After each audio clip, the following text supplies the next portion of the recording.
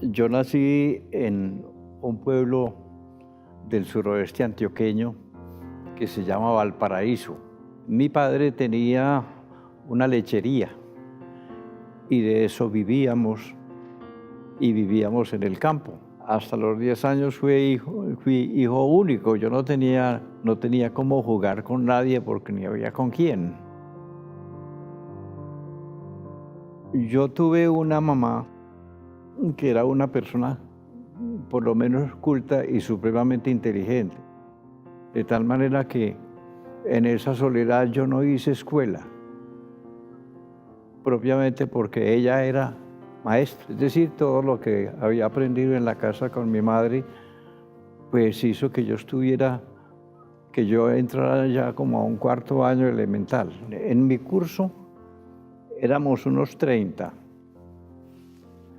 Le cuento alrededor de algo que sucedió en esa época. Estamos en la época de la violencia. De esos 30 niños, el único que queda vivo soy yo. ¿Cómo fue de terrible la violencia por allí en los años 1940? No, eso sencillamente se asesinaba por ver morir. Fue terrible. Valparaíso fue notable en tiempo de la violencia por la cantidad de muertos. Campesinos matándose ellos mismos.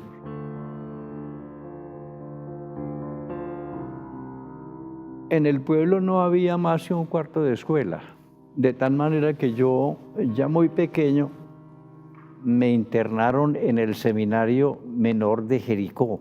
Y éramos, como le digo, de los pueblos vecinos que los mandaban allá a estudiar internos para hacer el bachillerato. O si por casualidad, muchos llegaron a entrarse ya a un seminario mayor y ordenarse y volverse sacerdotes, como es el caso mío. Yo no he pensado otra cosa en la vida desde muy niño. Ponga usted por ahí 8 o 10 años. Eso ya yo lo tenía muy, muy fijo y deseaba solamente eso. Yo estuve en el clero diocesano. A los 10 años vi yo que, en primer lugar, había mucho clero en la diócesis. Entonces me fui a la Compañía de Jesús a hacer otra cosa. Pero yo siempre he tenido, desde bastante, por ahí desde los 15 años, de entrar a la Compañía de Jesús. Pero yo no podía hacerlo porque éramos pobres y yo tenía que ayudar a educar a los otros hermanos. Cuando esa tarea se acabó, yo ya entré a la Compañía de Jesús. A mí como sacerdote me habían mandado a estudiar a la Universidad Javeriana para que sacara un doctorado en teología. Entonces ingresé a una asociación de sacerdotes que se ocupan de formación del clero. Y estando en ese grupo, resolvieron que necesitaban un profesor de Biblia. Como yo vengo manejando Biblia casi desde el bachillerato, yo conocí esas lenguas bíblicas, pero muy bien, griego, hebreo y aramaico. Entonces me fui a una institución francesa que se llama la Escuela Bíblica de Jerusalén, un poco más especializada en Jerusalén, porque ya conocía todas esas lenguas y podía hacer ese estudio de posgrado allá. Allá estuve 6 años.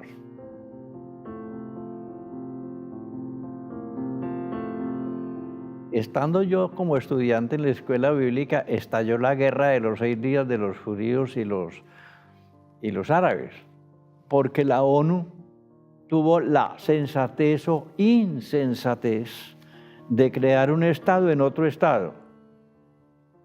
Creó el Estado de Israel en el Estado de Jordania. Entonces Jerusalén fue partida por un muro. Yo quedaba a 50 metros de ese muro. O sea que cuando ya hubo esa guerra, lo que más cercano quedaba era la escuela. Esa la bombardearon toda. Nosotros nos fuimos a esos lugares donde guardan agua y si no ha sido por eso nos matan.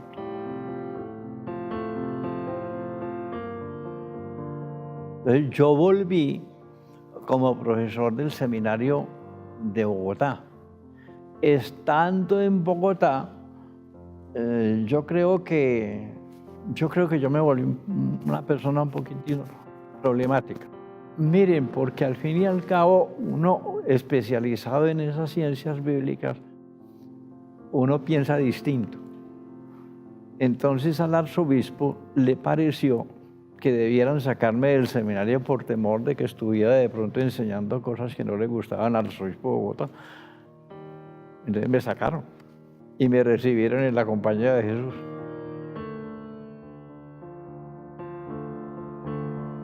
Yo pregunté a un hombre en la época, en eso, muy notable, un especialista, yo no creo que vuelva a ver de eso, un especialista en un teólogo muy notable que tuvo la compañía, se llama Francisco Suárez.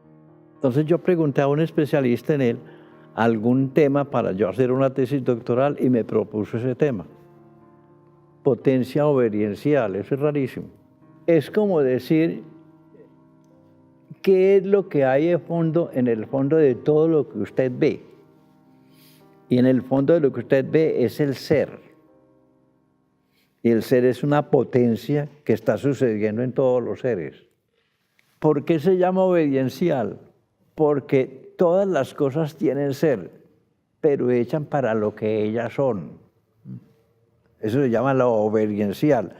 Como que es un ser que obedece a ser planta, que obedece a ser piedra, que obedece a ser hombre, que obedece a ser cualquiera de los seres que usted se puede imaginar. Hoy día ese tipo de cosas, eso desapareció, digamos, de los estudios ya normales que uno ve en teología o en filosofía. Eso es lo que se dice, ¿no? Entonces, ¿qué me decían a mí? El arte de ser doctor en cosas inútiles.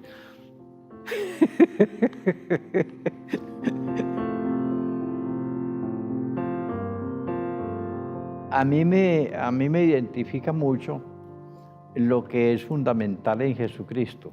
¿Qué es lo fundamental en Jesucristo? La obediencia que él tenía a un Dios que él sentía en él mismo, sin ninguna ambición de ser un doctrinero. Jesucristo no es un predicador. Jesucristo es anunciador de una experiencia que él tiene. Jesucristo lo único que hizo fue disponer las personas para que hicieran caso a ese Dios que está en el fondo. Eso es lo de él. Un tal reino de Dios de que él habla. Eso no es una cosa dada para un reino, sino atender a dejarse poseer por un Dios que está vivo en él. Eso es lo que le está diciendo a los vecinos. Decirle al hombre, miren, en usted está Dios, tómelo en serio. Eso es Jesucristo.